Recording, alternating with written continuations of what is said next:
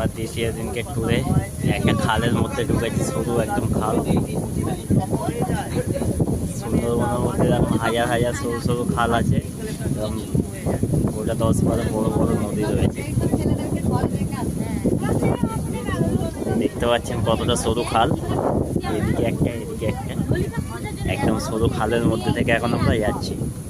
মিস্ত্রি ফিস্ত্রি তো লেগেছে।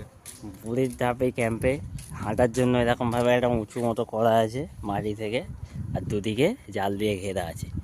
এখানে বাঘ দেখতে পাওয়ার সম্ভাবনাটা অনেকটাই বেশি, ওই জন্য এখানে নিস্তব্ধ থাকতে বলা হয়েছে, বেশি চেঁচামেচি করতে বারণ করা হয়েছে।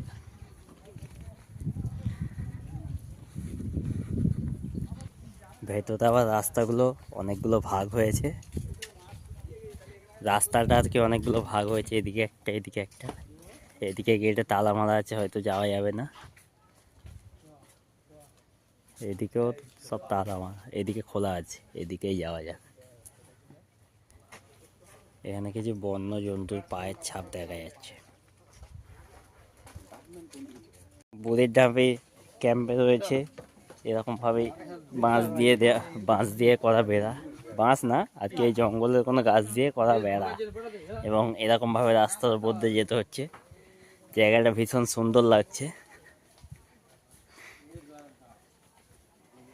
এখানে সেই বন্য হিংস্র জন্তুরা থাকে।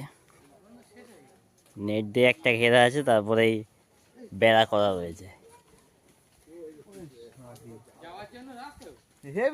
এদিকে আরো রাস্তা রয়েছে, তাই আমরা যাওয়ার চেষ্টা করি, দেখি এদিকে কি থাকতে পারে।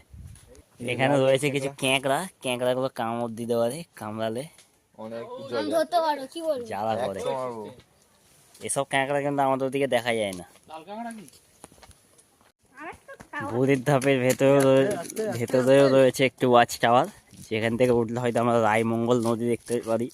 রায়মঙ্গল নদীর ওপারে রয়েছে বাংলাদেশ, আর এপারে রয়েছে আমাদের ভারত বাংলাদেশের সীমান্ত রায়মঙ্গল, হয়তো এখান থেকে দেখা যেতে পারে। উঠে আপনাদেরকে আমি দেখাচ্ছি। এই দুদিন সুন্দরবনে ঘোরার পরে আমরা একটা হরিণের দেখা পেয়েছি, যেটা রয়েছে আমাদের বুড়ির ঝাঁপিতে। বন্ধুরা, এই আপনারা দেখতে পাচ্ছেন রায়মঙ্গল নদী, ওর ওপারটায় বাংলাদেশ, এপারটায় আমাদের ভারত বাংলাদেশের সীমান্তে অবস্থিত এই রায়মঙ্গল নদী। এই নদীতে টুরিস্টদের কোনো গাড়ি যাওয়ার অ্যালাউ নেই।